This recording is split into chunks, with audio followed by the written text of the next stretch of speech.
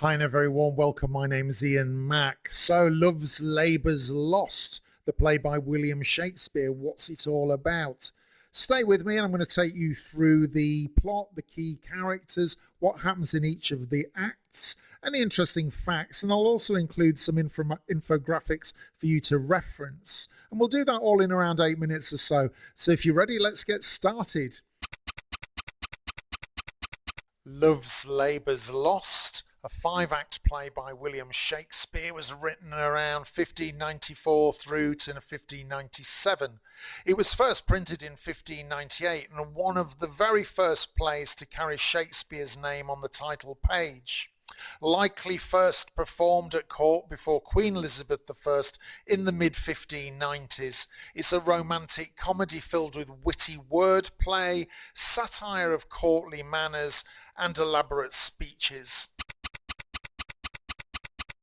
The general story then: the King of Navarre and 3 lords vow to devote themselves to study for 3 years, avoiding women and worldly pleasures.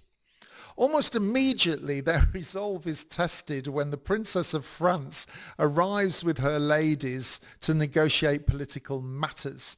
Each lord, including the king, quickly falls in love with one of the women. They court them in disguise, but their attempts at wooing are clumsy and comical. Meanwhile, rustic characters like Don Amado, Costard and Moth, they provide farcical subplots. Just as the lords are about to win the women's favour, news arrives that the princess's father has died. The women reject immediate marriage, insisting the men prove their sincerity by waiting a year. The play ends unresolved, with promises of future union rather than a wedding, making it one of Shakespeare's most unusual endings, I'd say. There are quite a few characters to mention in this particular play. Well, let's begin with the King of Navarre. He rules Navarre and vows to study and avoid women, but falls for the Princess of France. We've got Baroni, a witty, sceptical lord; Longueville, a noble lord; Dumaine, a young lord who falls for Catherine; the Princess of France, intelligent and diplomatic; Rosaline, a witty lady in waiting. We have Maria, a gentle lady in waiting, and Catherine, a lady in waiting who loves Dumaine. Don Amado, a pompous Spanish knight, foolishly loves Jaquette. Costard, a clown, delivers letters and causes comic confusion. And Jacanetta, a country wench pursued by Don Amado. And finally, we have Moth, who is Amado's clever and mocking page. So quite a few characters there. In Act 1, the King of Navarre and his 3 companions, Baroni, Longueville and Dumaine, they swear an oath. They're going to study and fast for 3 years, renouncing the company of women. Baroni hesitates but agrees. Almost immediately the vow is tested.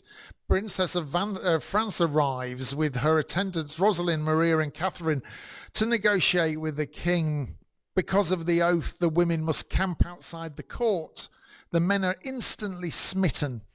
And this really sets the stage for comic hypocrisy, I guess. Meanwhile, the flamboyant Spaniard Don Amado and the clown Costard add to the play's farcical tone. In Act 2, the princess and the ladies in waiting, they display wit, intelligence, and they mock the men's scholarly pretensions. The king greets them formally, but the women refuse to enter his court, reminding him of his vow. Meanwhile, the Spaniard Don Amado falls comically in love with the dairymaid Jacanetta, and his page Moth provides sharp commentary on his master's foolishness. Costard is caught in the middle of various love intrigues, becoming a messenger for letters and a source of comic confusion. The men of Navarre begin Breaking their vows, of course they do. Each secretly composes love poems and schemes to woo the visiting ladies. They can't help themselves. Costard carrying love letters muddles messages, heightening the comedy. Baroni delivers a witty soliloquy on the folly of rejecting love, admitting that resisting women is impossible. Meanwhile, the princess and her ladies see through the men's pretenses, readying themselves to expose the hypocrisy.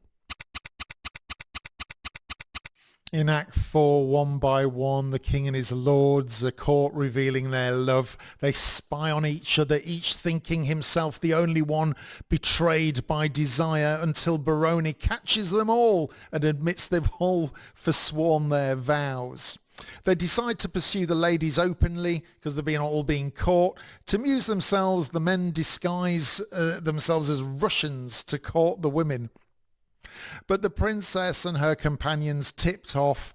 They wear masks, swap favours, leading the men to woo the wrong ladies. When the trick is revealed, the women mock them mercilessly. In the final act, the men return and they confess their love sincerely, and they stage a pageant, the Nine Worthies, performed by the local clowns. The farcical show is ridiculed, but the atmosphere shifts suddenly with the arrival of news that the King of France, the princess's father, has died. The women prepare to depart, refusing to accept the men's vows of love immediately. Instead, they command the men to undergo a year-long test of loyalty and patience before marriage can even be considered. The play ends unusually for a comedy, without weddings, but with promises and the possibility of future unions. Love's Labour's Lost is notable for its linguistic brilliance and focuses on verbal games rather than action. It's famous for its playful use of language, satire of intellectual pretension, and an unusual ending where love is delayed rather than fulfilled. And I suggest this is very much in the style of French romance, French courtly love, and stuff that you might find in Chaucer's The Knight's Tale, for example. It contains the character Baroni, often seen as one of Shakespeare's wittiest comic voices. It ends with an open conclusion, making it stand out amongst Shakespeare's comedies. There is no single source. Shakespeare drew inspiration from French courtly life, contemporary debates about love and learning, and possibly events involving Henry of Navarre and his court. Love's Labour's Lost. Enjoy Shakespeare's linguistic brilliance at a theatre near you. Thank you so much for your time, and I hope it's helped you get started with this play. Don't forget to share any information you have in the comments below to help others, and I look forward to meeting you again in the next one. And until then, my name's Ian Mack, and remember, time is knowledge.